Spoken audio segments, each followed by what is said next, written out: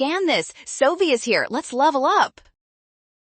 Slope fields look scary, but this one folds fast if you track how the little line segments depend on x and match the fitting equation.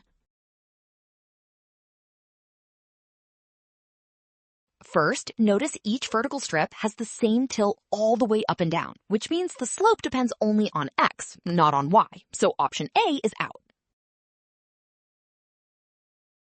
Next, the field blows up at x equals 2, so the denominator must vanish there, not at -2.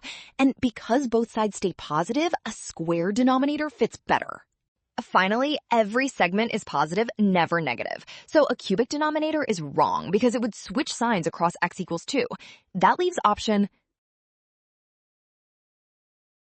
Well done! Option D. Scan now. Watch signs, avoid rushing. Trust what is given and check each step before locking your answer in.